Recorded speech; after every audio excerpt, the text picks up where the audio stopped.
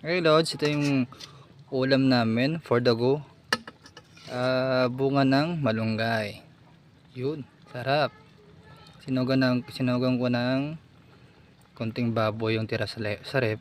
Tapos ito yung ginawa ko ng pansahog. Tapos nag-add ako ng ilang gulay na ano. Eme ko lang Lods binili na.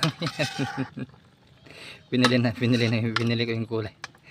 Kasi wala pa masyadong tanim dito. Ngayon yun focus na ako sa pagbibideo.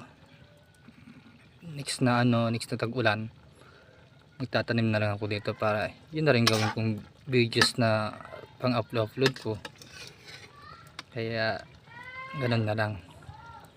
Masarap tulad sa ganito yung asawa. Pag dito ka talaga sa probinsya, mapapaluto ka talaga ng ganitong ulam. Pero masarap na to, masustansya pa, hindi pa masyadong cholesterol. Kahit ganito Lods, okay na to, panlaman tiyan na rin, pero sustansya pa ang kapal Lods, diba? Salamat Lods sa panonood. Dito na lang, salamat. Yun ulam na.